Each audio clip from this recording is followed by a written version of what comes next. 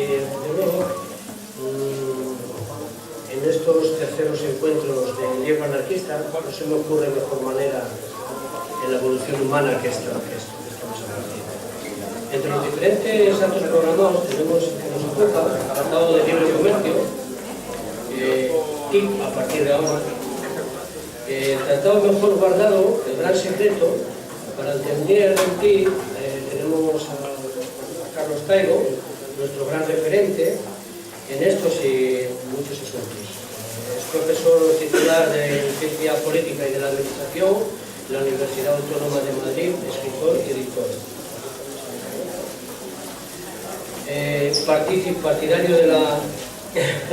Partidario de la antiglobalización y del decrecimiento.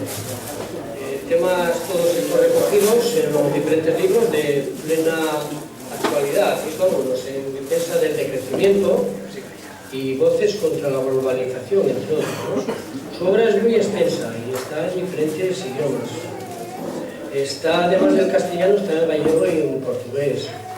Es muy interesante su obra anterior y actual, porque en el capitalismo nada ocurre porque sí. Esto es muy importante porque desde la desintegración de la Europa central hasta la oriental y todos los diferentes crisis y conflictos bélicos que nos rodean y que observamos, vuelvo a repetir, nada ocurre porque sí. Y ahora viene a sorprendernos pues este tratado que nos va a hacer vivir la vida de putísima madre. O sea, a partir de ahora Yuto Hawái. Entonces esto nos lo va a desenmascarar, creo que de alguna manera Carlos y aquí está Carlos. Muchas gracias, Miguel Ángel.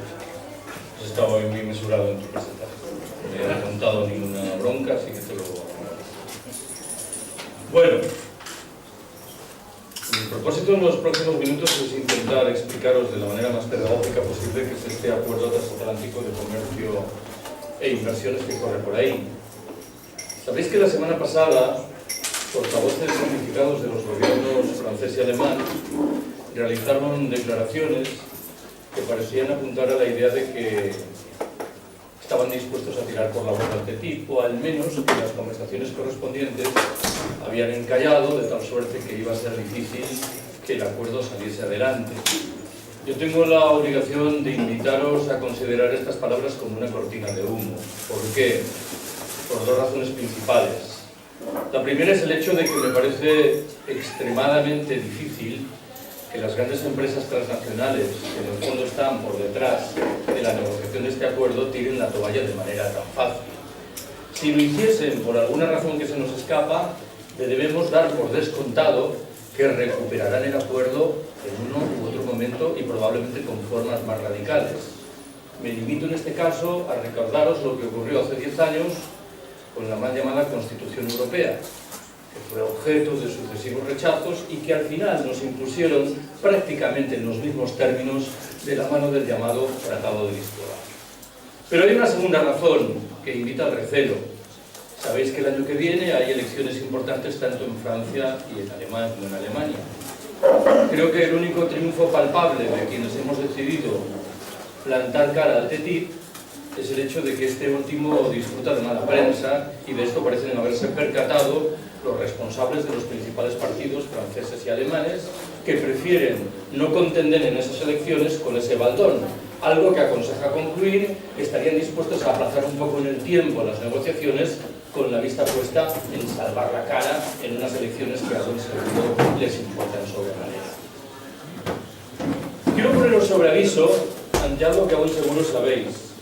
La discusión sobre el TTIP es muy árida, como en realidad todo lo que llega de la Unión Europea. No es esta una materia amena. Pero me parece que a tono con lo que acaba de decir Miguel Ángel, este es un debate importante, porque si este acuerdo sale adelante va a influir poderosamente y no precisamente para bien en nuestra vida cotidiana. Ya sé que es difícil imaginar que el escenario se deteriore aún más, pero me temo que tenemos que hacerlo. Sabéis, en fin, y acabo estas observaciones introductorias, que las negociaciones sobre este acuerdo son semiclandestinas. No sé muy bien por qué pongo por delante lo de semi, son literalmente clandestinas. Lo que sabemos sobre el TTIP surge de nuestro conocimiento de otros acuerdos más o menos similares, surge en virtud de algunas filtraciones que se han ido produciendo y surge ante todo de la diferencia de qué es lo que las grandes empresas transnacionales, tanto norteamericanas como europeas, desean imponer. ¿Cuál es la primera observación que quiero hacer? Si alguien me pidiese que definiese con el grado máximo de pedagogía qué es el TTIP, yo me serviría de 3 escalones. Diría, en primer lugar, el TTIP es un acuerdo de libre comercio, que como tal aspira a permitir la desaparición de los aranceles que gravan los productos de la Unión Europea cuando penetran en Estados Unidos y los productos norteamericanos cuando hacen lo propio en la Unión Europea. Creo que esta primera dimensión tiene un relieve muy limitado. ¿Por qué? Porque los aranceles hoy existentes son muy bajos. Una estimación que probablemente lo es al alza sugiere que se sitúan en la horquilla del 2 al 5%, de tal suerte que difícilmente esta primera dimensión explicaría las alaracas que rodean al TTIP. Subo un segundo escalón. El acuerdo respondería al propósito de permitir la desaparición de burocracias y duplicaciones. Es verdad que en una economía internacional muy globalizada resulta harto común que un bien, que un producto, sea diseñado en un país, sea comercializado en un segundo, sea vendido en un tercero y sea sobreexplotado en un cuarto, de tal suerte que en todas estas fases se hacen valer ciertamente burocracias y duplicaciones. Me veo en la obligación de decir algo similar de lo que acabo de señalar en relación con el primer escalón. Creo que a duras penas esta dimensión justificaría la negociación de un acuerdo como el TTIP. ¿Por qué? Porque en las 3 últimas décadas y al calor del auge imparable del proyecto neoliberal, las burocracias y las duplicaciones han ido remitiendo sensiblemente. Hay que prestar atención, pues, a un tercer y último estado, que sugiere que una mecánica fundamental para entender el TTIP es la que nos habla de un intento de homologar a la baja las legislaciones propias de los Estados Unidos o de la Unión Europea. De tal manera que aquella que sea más ventajosa en términos de los intereses de las grandes empresas transnacionales sea la que se imponga. Como veréis inmediatamente, son muchos los terrenos en los cuales la legislación en vigor en los Estados Unidos es más beneficiosa para las transnacionales. Pero ya os pongo sobre aviso ante el hecho de que no faltan aquellos en los cuales la legislación correspondiente es la de la Unión Europea. Segunda observación que quiero haceros. Parece inevitable que cuando se negocia un acuerdo de mucho relieve, que está llamado a afectar a 820 millones de personas, que son responsables de la generación de más de la mitad de la riqueza planetaria y de los principales flujos de inversión, de investigación y desarrollo y de fusión de empresas, la irrupción de ese acuerdo se ve acompañado de la operación propagandística correspondiente. ¿Qué es lo que reza esa operación en el caso preciso del TTIP? Lo que se nos dice en primer lugar es que el acuerdo va a permitir un notable crecimiento económico. En segundo término, se subraya que va a propiciar la creación de numerosos puestos de trabajo. Y en fin, se llama la atención sobre el hecho de que va a permitir reducciones significativas en los precios de muchos bienes. En el caso preciso de la Unión Europea, es común que se agregue, de la mano, repito, de esta operación de propaganda, que el TTIP va a permitir que la Unión abandone definitivamente la senda de la crisis en la que mal que bien está inserta desde el año 2007. Creo que no hay ningún dato solvente que invite a dar ningún crédito a este ejercicio de propaganda. En su momento se anunció, por ejemplo, que la renta per cápita de los ciudadanos europeos iba a subir, merced al TTIP, 545 euros anuales. Estimaciones recientes rebajan esa suma a 14 euros anuales o incluso sugieren que la renta per cápita podría retroceder. Se habló en su momento de la generación de nada menos que 2 millones de nuevos puestos de trabajo. Un estudio reciente de la Comisión Europea reconoce, sin embargo, que podrían perderse empleos en maquinaria electrónica, equipos de transporte y metalurgia, madera y papel, comunicación y servicios, agricultura, fertilizantes y agrocombustibles. Me temo que no queda ningún sector económico. En lo que respecta, en fin, a eventuales descensos en los precios de los bienes, creo que tenemos que hacernos una pregunta central. No vaya a ser que en efecto nos beneficiemos cuando acudimos a una tienda o un supermercado, mientras al mismo tiempo se degradan significativamente nuestras condiciones de trabajo, con lo cual lo que ganamos por un lado aparentemente lo perderemos por el otro. Tengo yo la impresión de que muchos empresarios en la Unión Europea, sometidos a este ejercicio de propaganda, han decidido ver solo la cara aparentemente positiva del TTIP. ¿Cuál es esa cara? Interpretan que van a colocar sus productos con mayor facilidad en una economía tan golosa como es la norteamericana. Olvidan la contrapartida. Las empresas estadounidenses lo van a tener muy sencillo a efectos de colocar sus productos en los mercados propios de la Unión Europea, que son, me temo, aquellos de los que dependen en los hechos estos empresarios de los que estoy hablando. Lo que os cuento ahora conduce probablemente a formular una pregunta ineludible. ¿Quién está llamado a ganar al calor del TTIP? Creo que es una pregunta de respuesta sencilla. Las grandes empresas transnacionales norteamericanas y europeas. ¿Quién está llamado a perder? Todo lo restante. Los pequeños y medianos empresarios, los trabajadores, las mujeres, las economías menos competitivas y, en fin, y volveré sobre esto porque me interesa, los países más pobres del planeta. Susan George afirmó en su momento que, hablando en propiedad, el TTIP no es un acuerdo de libre comercio, que es una carta de libertades en provecho de los intereses de las grandes empresas transnacionales. Permitidme que, para apuntalar este argumento, eche mano de una estimación estadística que a mi entender es muy esclarecedora.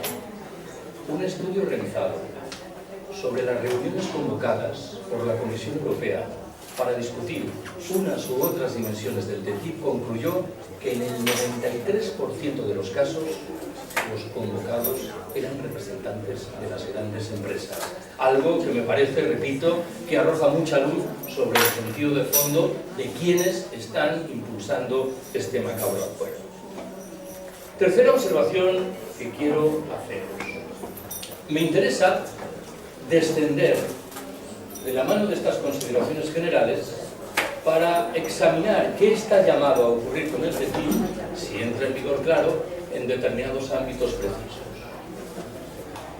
El primero de esos ámbitos es el de la agricultura y la ganadería. Lo primero que debo decir es que si desaparecen los aranceles que protegen mal que bien la agricultura y la ganadería de la Unión Europea, lo más sencillo es que una y otra queden a merced de una agricultura y una ganadería mucho más tecnificadas e industrializadas como es la norteamericana, con consecuencias dramáticas en muchos ámbitos diferentes. Por ejemplo, en términos del régimen de alimentación animal en provecho de la soja y del maíz.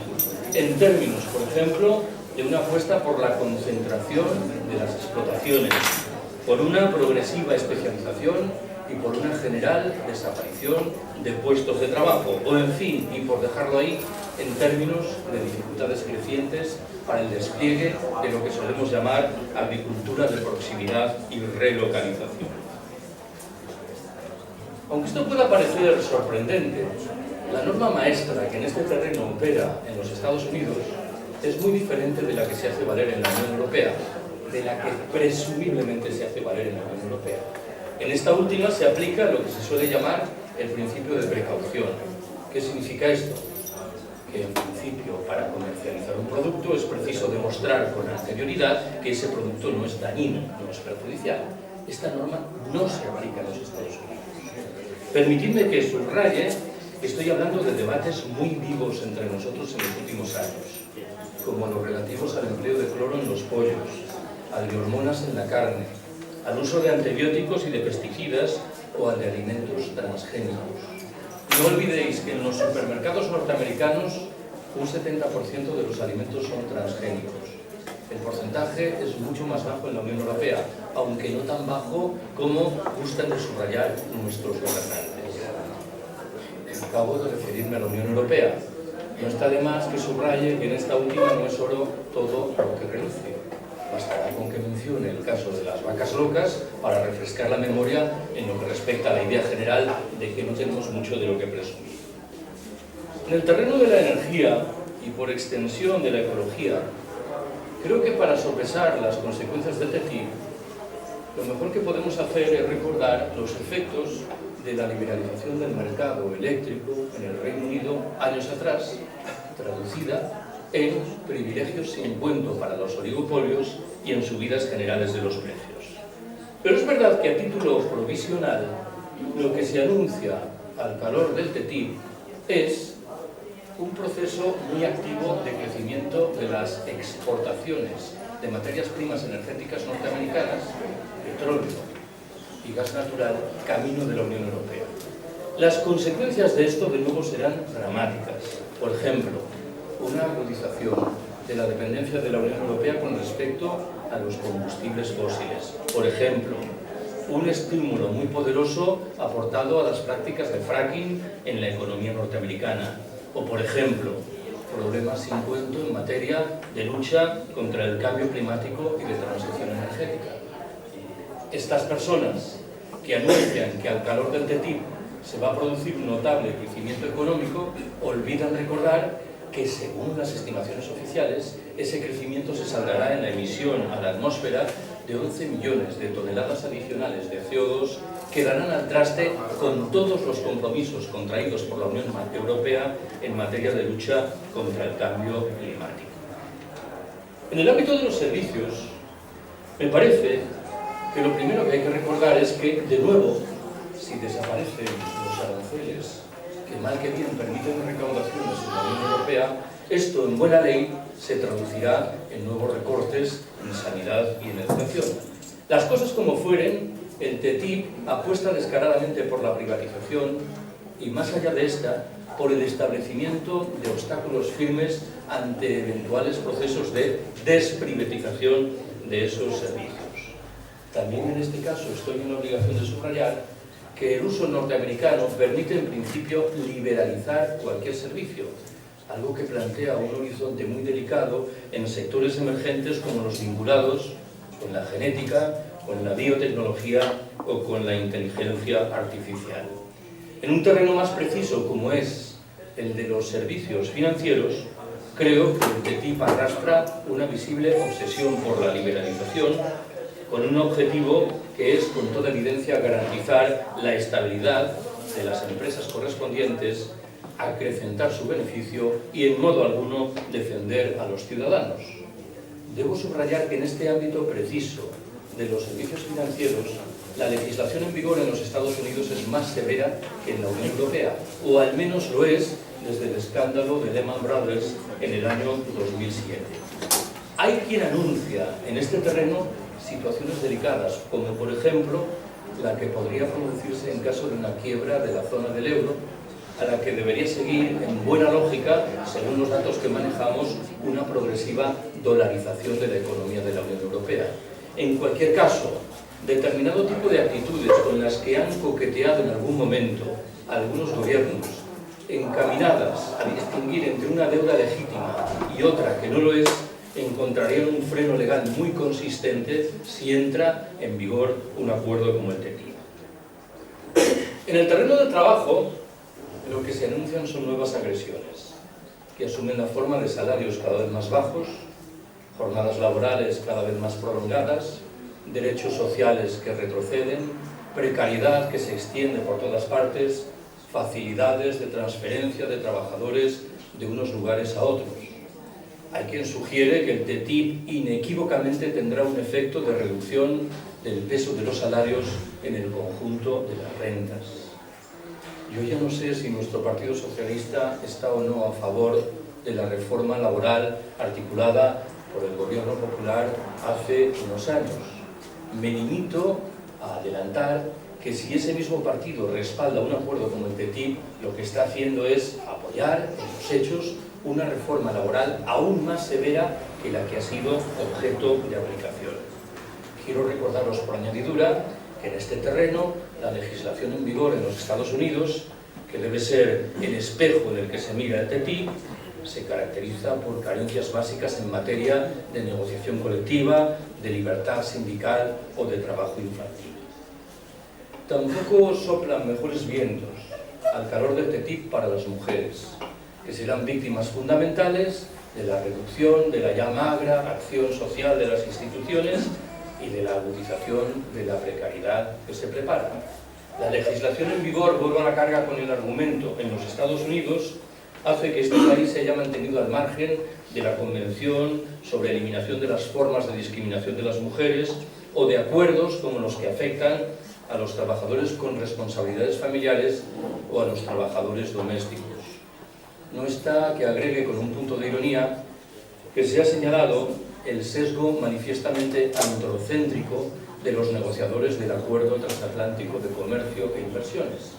Hay quien se ha referido a ello, a un uso interesante de las siglas de un bien conocido banco español, a las que habría que agregar una H, BBVAH, blancos, burgueses, varones, adultos y heterosexuales.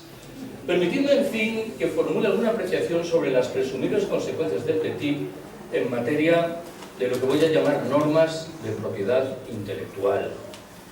Creo que en este caso hay que formular dos apreciaciones. La primera subraya que, aunque con toda evidencia en todos los terrenos el TTIP defiende el libre mercado, hay uno en el que significativamente prefiere discurrir por un camino diferente. Me refiero al ámbito de las patentes farmacéuticas, que con toda evidencia desea perennizar con el propósito claro de evitar que países del sur fabriquen a precios razonables determinados fármacos de primera necesidad.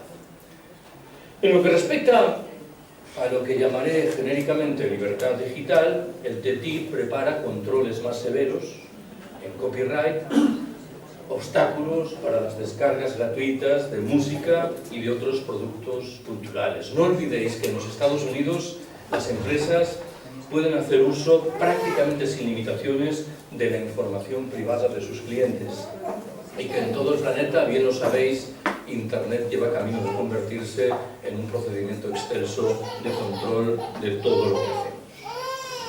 ¿Cuál es la cuarta observación que quiero hacer? He procurado desgajar de la enunciación de los problemas anteriores una cuestión que al parecer es materia de una confrontación más o menos aguda entre los Estados Unidos y la Unión Europea.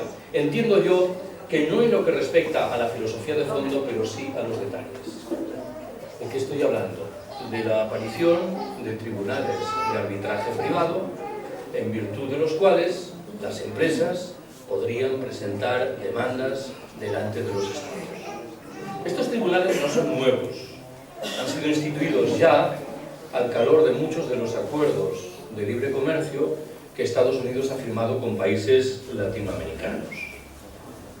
El propósito inicial, al parecer, estribaba que en estos tribunales se dieran cita 3 personas, una designada por la empresa litigante, una segunda por el Estado objeto de litigio y una tercera de común acuerdo por esas 2 instancias. Por lo que sabemos, las deliberaciones lo serán a puerta cerrada, sin posibilidad de recurso, sin obligación de rendir cuentas a nadie y bajo presiones. Me parece que estoy en la obligación de formular una pregunta decisiva.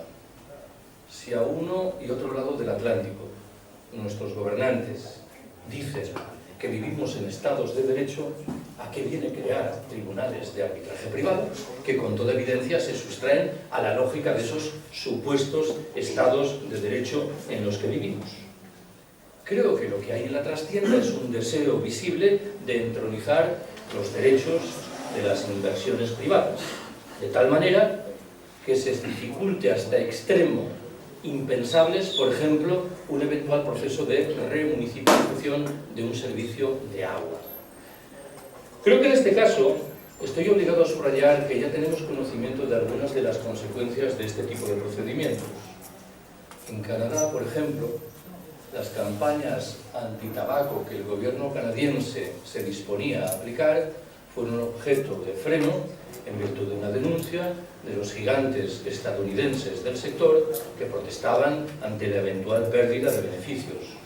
Una firma sueca llamada Vattenfall se ha enfrentado a la decisión de cancelar el programa nuclear alemán con propósitos similares. Ecuador, por rescatar un tercer y último ejemplo, ha tenido que pagar una suma importante de resultas de la expropiación de una empresa estadounidense llamada Occidental Petroleum.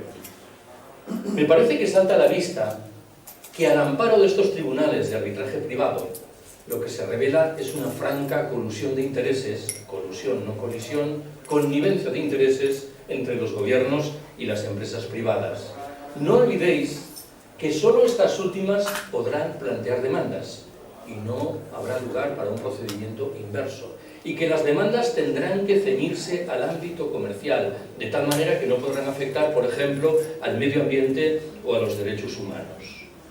Hay quien ha querido intuir, de la mano de estos procedimientos, un formidable mecanismo de transferencia de recursos públicos en provecho de empresas privadas. Dicho sea de paso, solo las más importantes de estas últimas estarán en condiciones de plantear estas demandas, habida cuenta de que las costas de los juicios correspondientes son millonarias. Quinta observación que quiero haceros. Me veo en la obligación de prestar atención singular a tres materias que rodean al TTIP y que creo que tienen una importancia singular.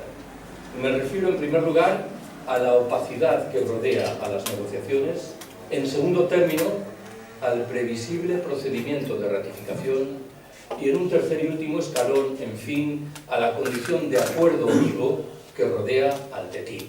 Inmediatamente intentaré explicar qué significa esto. Empiezo claro por lo de la opacidad. Hace no mucho, un portavoz de la Comisión Europea afirmó que las negociaciones relativas al TTIP iban a ser las más transparentes nunca conocidas en el terreno de las negociaciones comerciales. No parece que haya ningún dato que invite a ratificar esta conclusión. Sabéis que son muy pocas las personas que han tenido acceso a los documentos de negociación, que les está prohibido copiarlos o difundirlos, que siempre han recibido una información fragmentaria. Corre el rumor, admito que no confirmado, de que en los Estados Unidos los documentos de negociación podrían ser secretos hasta 5 años después de la entrada en vigor del acuerdo. Es verdad que las inevitables protestas que todo esto suscitó generaron del lado de la Comisión una reacción que me temo que se ha materializado sin más en declaraciones de carácter general, en aseveraciones no comprobables y en el designio expreso de evitar cualquier tipo de influencia de los ciudadanos en el proceso de negociación. También aquí me veo en la obligación de formular una pregunta central. Si el TTIP es ese dechado de perfecciones que anuncia la propaganda oficial, ¿a qué viene una negociación clandestina? Creo que uno está llamado a intuir que no es precisamente lo que nos cuentan. El efecto principal de esta acumulación de circunstancias es un dramático desconocimiento popular en lo que respecta al contenido del acuerdo. Hace unos meses cayó en mis manos un estudio que concluía que en España solo el 30% de la población tenía algún conocimiento sobre el TTIP. Me quedé estupefacto ante el porcentaje. No sé de dónde había salido. Si me hablan del 3% me lo puedo creer. Y es verdad que esto de algún conocimiento deja abiertas muchas expectativas, pero me temo que el escenario, pese a los esfuerzos de las muchas plataformas anti-TTIP, no sigue estando a la altura de lo que rezaría ese porcentaje. La segunda discusión interesante es la relativa al presumible procedimiento de ratificación del acuerdo.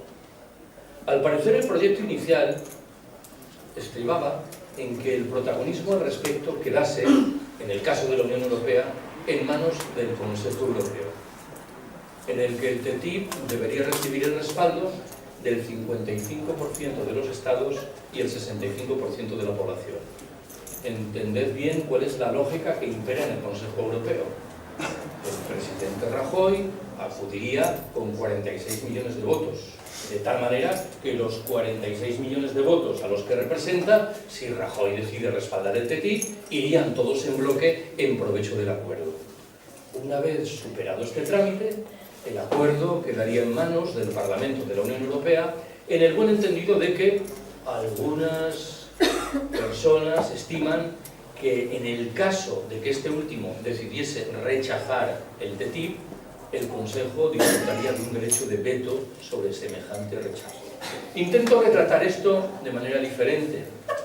El primer dato es que el protagonismo debe quedar en manos en exclusiva de las instancias directoras de la Unión Europea.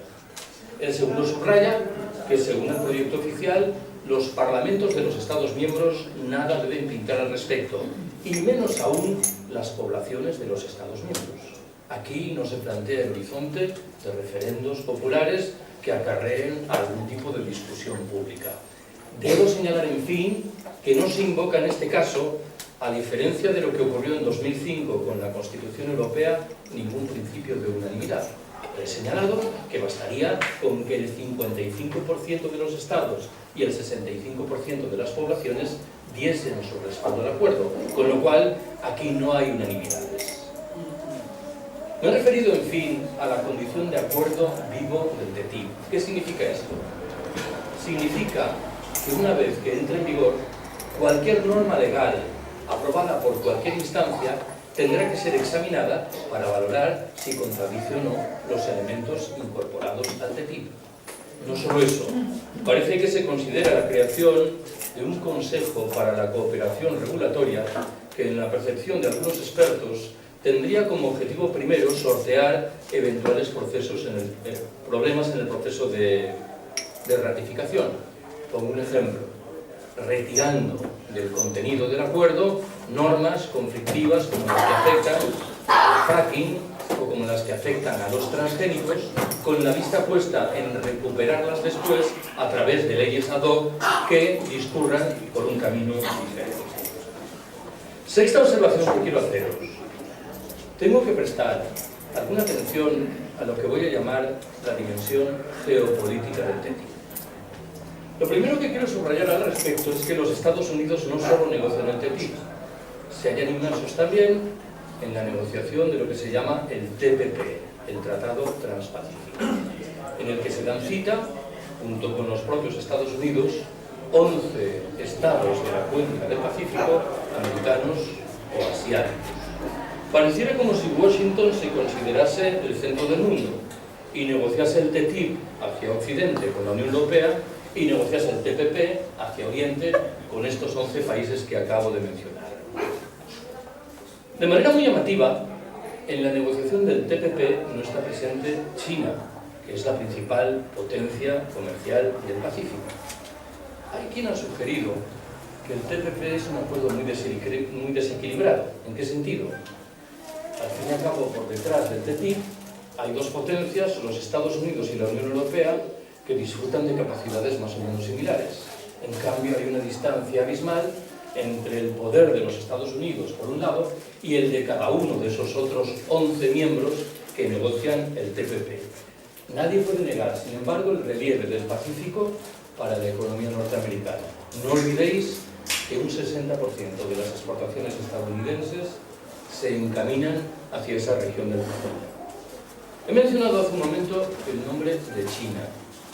Parece evidente que por detrás del TTIP y del TPP hay una voluntad expresa de cortocircuitar la expansión de las llamadas economías emergentes. De manera precisa, en el caso de China, se trataría de dificultar la llegada de productos y de empresas chinas tanto a los Estados Unidos como a la Unión Europea. Hay quien ha querido apreciar por detrás de esto un intento de securitización de las políticas comerciales. Lo digo de otra manera. Es decir, desde hace un tiempo los Estados Unidos están inmersos en una operación de cerco sobre China que tuvo probablemente sus primeros hitos en las intervenciones militares en Afganistán y en Irak. Hoy se trataría de expandir ese proyecto para situarlo de lleno en el ámbito comercial. Tampoco Rusia sale mejor parada. Permitidme que rescate algo que señalé antes de manera muy rápida. Un eventual proceso de expansión de las exportaciones de materias primas energéticas norteamericanas camino de la Unión Europea, que aún seguro tendría como efecto principal una reducción de la dependencia de esta con respecto al gas natural ruso. He señalado también antes que hay un único ámbito en lo que respecta al análisis de estos procesos geopolíticos en el que todos los expertos, partidarios o detractores del TTIP, están de acuerdo. Me refiero al hecho de que los países pobres del sur van a ser perdedores evidentes. ¿Por qué? Porque se van a topar con problemas crecientes a la hora de colocar sus productos tanto en la Unión Europea como en los Estados Unidos. Lo digo de otra manera, van a quedar encajonados entre las potencias occidentales, coloniales, tradicionales y las economías emergentes. Intento extraer una idea matriz de lo que acabo de contaros. Hay quien ha dicho, creo yo que con buen criterio, que el TTIP es una especie de OTAN económica. Lo explico de una manera diferente. No es un acuerdo neutro que obedecería al aparentemente legítimo proyecto de mejorar, acrecentar las relaciones comerciales.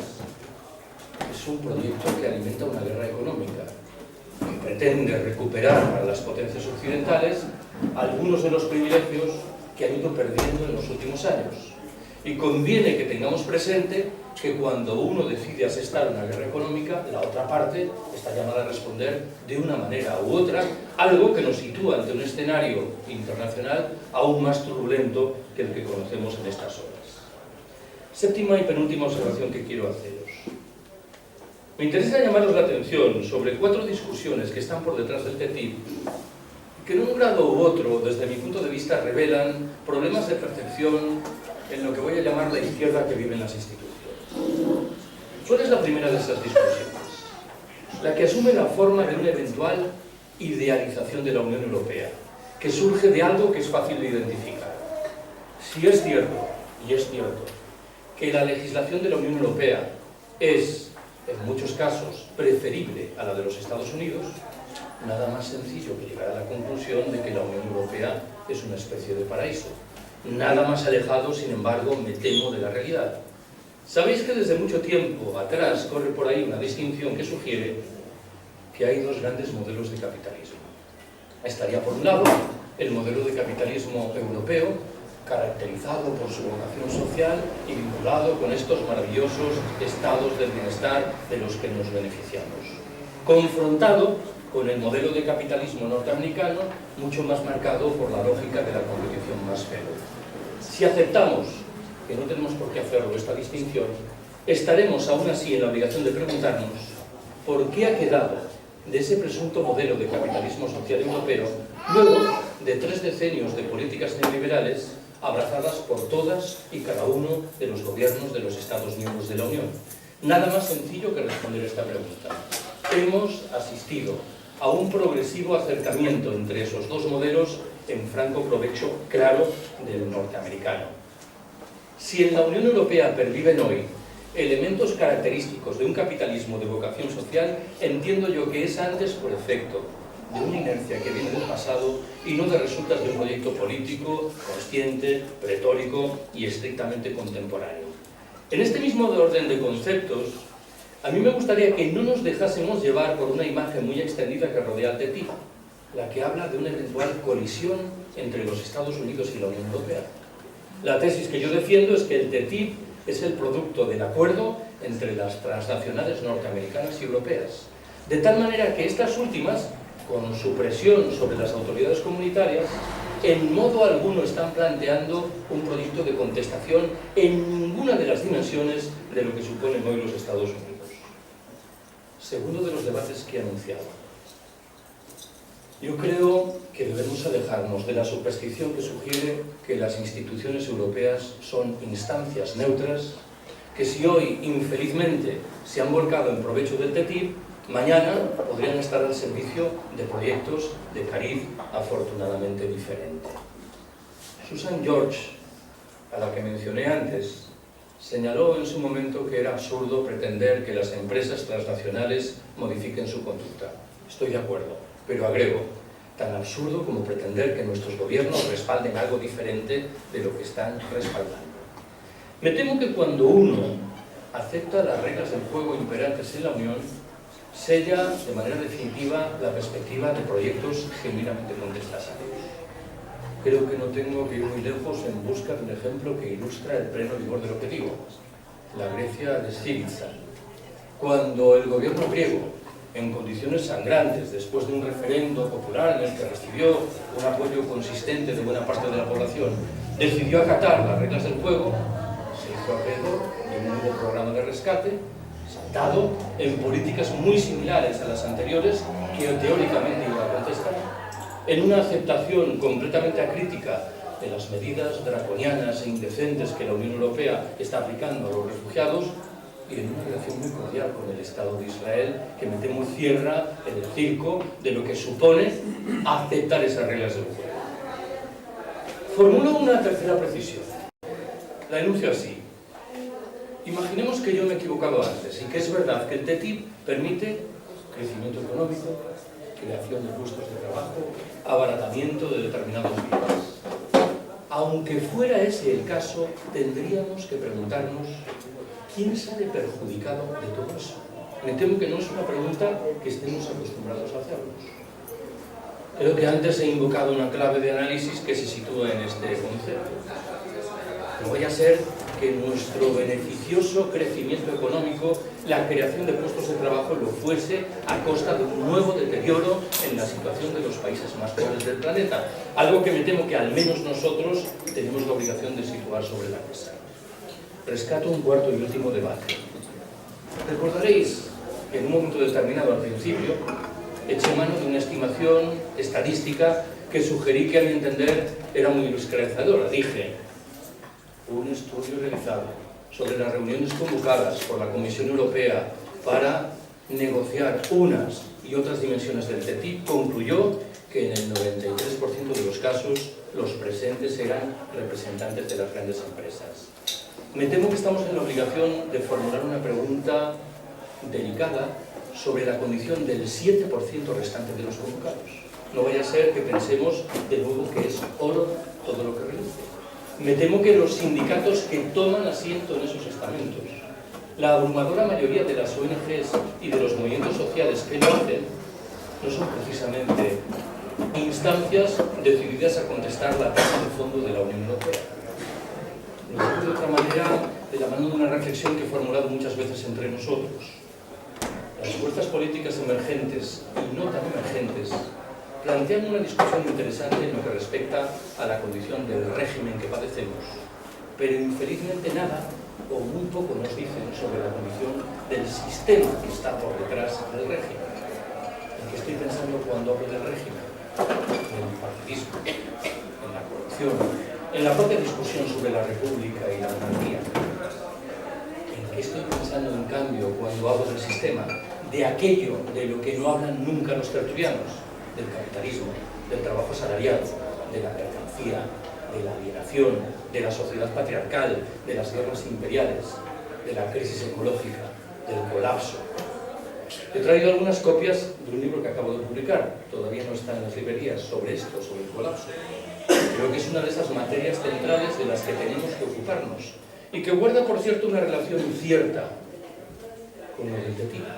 Me parece que el TTIP es una genuina huida hacia adelante que nos acerca inquietantemente camino del colapso. Acabo. Si tengo que establecer una conclusión rápida, diré que, a mi entender, bajo la cobertura retórica de un acuerdo que atiende al propósito de permitir la desaparición de aranceles y duplicaciones, el TTIP es una jugada maestra al servicio de los intereses de las transnacionales y en abierta desatención de lo que en buena ley deben defender las comunidades humanas, los trabajadores y el medio natural, y que como tal anuncia nuevos deterioros en los terrenos social, laboral y medioambiental.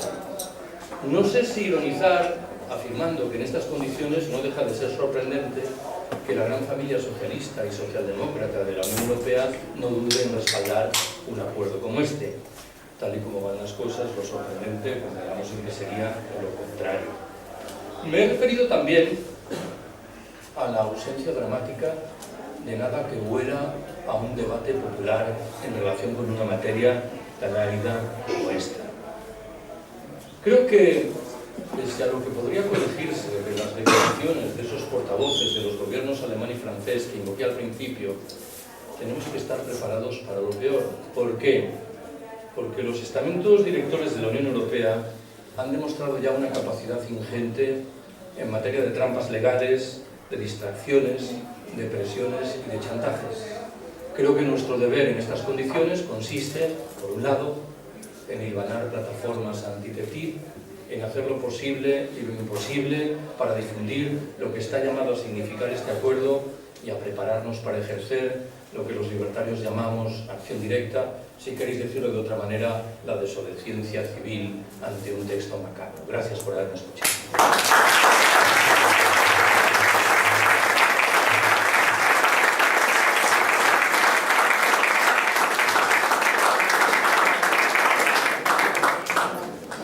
Bueno, gracias, Carlos. Me comenta la organización que tenéis, en principio, que tenéis aquí un inalámbrico para quien quiera hacer preguntas. Y en un segundo lugar, decir que viene con unos libros sobre toda esta documentación.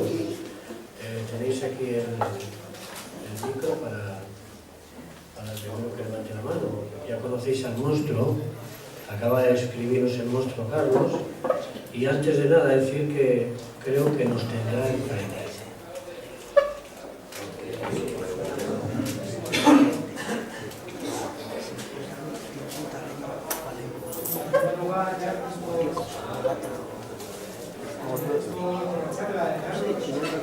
Quisiera preguntarte cuáles pueden ser las innovaciones en la aprobación de este tratado para el sistema educativo y, en concreto, para el sistema educativo de la enseñanza superior de la universidad. ¿Podría dar lugar a que estemos viendo la apertura de un nuevo sistema educativo, un nuevo plan Bolonia, pero a nivel internacional, a nivel global? Gracias. Bueno, en una primera lectura el TTIP debe tener dos consecuencias. Una, reducciones presupuestarias en educación, y dos, el despliegue de activas políticas de privatización aún más ambiciosas que las que hemos conocido en los últimos años. Me voy a dejar llevar por la intuición de que probablemente tendrá como resultado una tercera consecuencia, un incremento sustancial del caos que caracteriza el sistema educativo, o al menos al sistema educativo público.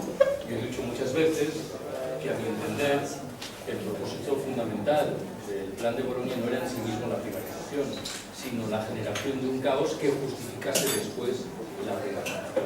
En cualquier caso, tenemos que estar preparados para agresiones en cuento en este ámbito por el que me preguntas. Y tenemos que reabrir, por cierto, muchas de las discusiones que en el mundo libertario suscita este debate. Estoy pensando, por decirlo a ello, la discusión entre quienes defienden un proceso activo de autogestión y socialización de la enseñanza pública, la de quienes proponen el despliegue de una enseñanza libre o libertaria al margen por completo del Estado y de sus redes, y de quienes entienden que debemos pelear contra la educación porque en sí misma es un procedimiento de domesticación humana. Posiciones las tres que me parecen perfectamente legítimas, interesantes y que pueden aportar a su provecho tanto fenómenos saludables como otros tal vez no tan saludables.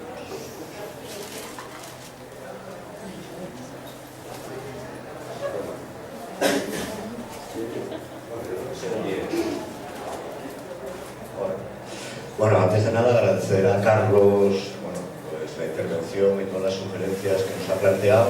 Yo voy a intentar complementar algunas cosas porque evidentemente Carlos ni nadie puede hablar de todo. Señalar en primer lugar, porque me parece que es importante, que hay más tratados.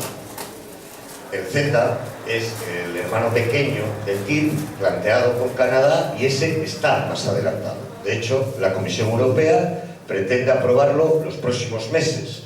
Un apunte, ya ha llegado a la conclusión, y tiene que ver algo con lo que comentaba Carlos, que no puede limitarse a aprobarlo en el ámbito exclusivo de la Unión Europea, considerándolo un tratado exclusivamente comercial, competencia exclusiva de acuerdo al tramposo Tratado de Lisboa de los ámbitos europeos, y se ve obligado a proceder al proceso de un tratado más general que implica parlamentos y la posibilidad de referéndums. ¿Qué es lo que pretende hacer? La lógica de la trampa que caracteriza una ratificación provisional. Eso lo tenemos ya. Y eso y luego está el TISA, no voy a entrar, el TISA es mucho más amplio, en lo que se refiere al ámbito geográfico, sería un poco, no exactamente la suma del TIP y el Transpacífico, en lo que se refiere a todo el ámbito general de servicios económicos, incluidos para ellos servicios económicos, es la salud, la educación o cualquier tema que pueda generar beneficio. La lógica de los tratados es la lógica de la mercantilización, incluido el derecho a la vida. Una de las empresas o de los sectores más potentes en estas negociaciones es el farmacéutico y todo relacionado con la sanidad, que es un gran negocio para algunos, evidentemente. El TISA es otro de los grandes tratados que nos amenazan. Es verdad que esto pues, es un tema árido, son muchas siglas, nos cuesta entenderlo, pero no nos queda más remedio que participar en una lógica de contestación. Y voy ya a la parte que me parecía más importante compartir. Bueno, yo insisto, soy de Ecologistas en Acción, soy miembro de una de las organizaciones que participa desde el primer momento, de una de las muchas organizaciones en lo que es la resistencia a nivel europeo y a nivel estatal contra los tratados de libre comercio. En general las plataformas se llaman anti-TIP. En Asturias, yo creo que de manera, yo creo que acertada, hemos hablado en contra de los tratados de libre comercio. Pues la plataforma en Asturias se constituye al calor de la primera llamada internacional el 11 de octubre del 2014. Aquí hay compañeras de otros colectivos que participan en esta plataforma y empezamos una dinámica de construcción de resistencias frente a estos tratados, de manera importante el TIP, pero no solo, que responde a la realidad de las izquierdas que tenemos en el Estado español y en el conjunto de la Unión Europea, con muchas contradicciones, con muchas miserias y con bastante debilidad.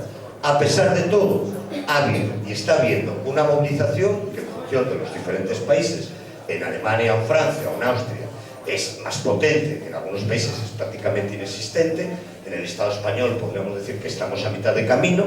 Existe una campaña estatal en la que lógicamente la gente de Asturias estamos coordinados y ya estamos, aparte de, hubo convocatorias el 18 de abril del año pasado de carácter unitaria y estamos preparando, tuvimos ya una reunión ahora después del verano, nuestra participación en los llamamientos internacionales. Y ya vimos el tema del 15 de octubre, sábado, va a haber una manifestación en Asturias. Comentaros que, normal, pues todos y todas somos conscientes que, muchos de vosotros, yo no estoy de acuerdo, si el 3% de la población española es consciente, yo creo que ya, algo más esperemos, pero desde luego el 30% no es consciente de las implicaciones de estos tratados y los impactos absolutamente negativos que va a tener para la inmensa mayoría de las personas y desde luego para el medio ambiente, etcétera, etcétera. Pues en Asturias llevamos más de 40 charlas, que no son pocas, no nos van a engañar, porque la última en Tapia éramos 10, en otras hemos ido bastante más. En 8 concellos asturianos, participando de una campaña europea de ayuntamientos en contra de los tratados, hay cerca de 1000 y pico ayuntamientos europeos que se han manifestado en contra. En España son algo más, no llegamos todavía a los 200, hay 8 concellos asturianos. Otra cosa es que eso no es suficiente si no hay agitación, no hay movilización y no hay articulación. En ese sentido se está trabajando, y por lo menos comentaros, pues ese llamamiento y la posibilidad de, en la plataforma, participan, vamos a decirlo, todos los sindicatos menos la CNT, lo digo aquí porque estamos donde están, lo cual ya es a nivel unitario pues bastante importante. Participan, que no es fácil, pues ECO, Podemos, Izquierda Unida, a trancas y barrancas y un montón de otras organizaciones, porque entendemos que estamos obligados todos, a pesar de muchas diferencias, a pesar de muchos matices. Evidentemente la lógica y la visión que tenemos de la Unión Europea no es la misma en el conjunto de organizaciones. Algunas participamos de una visión, como decir, más dura, más alternativa. Pero ahora estamos obligados a sumar fuerzas para enfrentarnos a lo que representan estos tratados, porque son una vuelta de tuerca impresionante de ese neoliberalismo que, como bien ha dicho Carlos, es hegemónico desde hace casi 30 años y ha torcido voluntades como la que se habíamos conseguido en alguna medida en Grecia, lo cual pues demuestra la potencia del enemigo al que nos enfrentamos.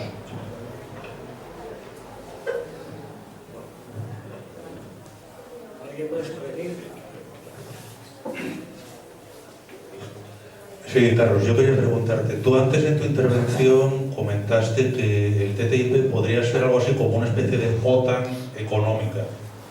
¿Podría llegar a ser también una prisión económica para los países miembros? Porque ya que no hay ninguna información, se habla de que una vez que estuviera puesto en vigor pudieran pasar hasta 4 o 5 años hasta que se queden perfectamente claras y sean públicas todas las cláusulas. Que no, una vez dentro se hubiera firmado también la renuncia a perpetuidad a salir, cosas parecidas que parecen ahora mismo muy... Planteas una pregunta sobre un terreno muy nebuloso, en el que las especulaciones son muchas, y lo son en dos sentidos fundamentales. El primero, ¿qué es lo que está llamado a ocurrir? Supongamos, si el TTIP es objeto de ratificación por los parlamentos nacionales de los Estados miembros de la Unión Europea, si uno de esos parlamentos lo rechazase, ¿en qué condición quedaría el Estado correspondiente? Bueno, la única respuesta hasta este momento, que es especulativa, sugiere que la percepción general de las instituciones de la Unión Europea es que el TTIP es un acuerdo internacional, de tal manera que lo ratifica la Unión Europea como un todo y obliga a todas las partes que están insertas dentro de la Unión Europea. Con lo cual, ese Estado no tendría otro remedio que acatar las reglas del juego correspondientes al TTIP. Obviamente, esta es una circunstancia problemática en la medida en que plantearía recursos ante las instancias judiciales de la Unión Europea, con lo cual intuyo que habría problemas. Pero la otra gran discusión es, en la eventualidad de que un Estado esté dentro del acuerdo, ¿qué es lo que tiene que hacer para abandonarlo? De nuevo, las especulaciones son muchas. Hay quien dice que no hay ninguna manera de hacerlo y hay quien piensa que habrá que arbitrar algún procedimiento. En realidad, en este caso, tenemos un antecedente muy próximo. Yo escuché durante muchos años que era imposible pensar que un Estado abandonase la Unión Europea. Bueno, pues hemos visto que las circunstancias no eran tan numerosas, que cuando el Reino Unido ha decidido hacerlo, ha convocado un referéndum y va a abandonar la Unión Europea. En cualquier caso, ¿son estas materias lo suficientemente importantes como para no dejarlas en manos de las instancias directoras de la Unión Europea?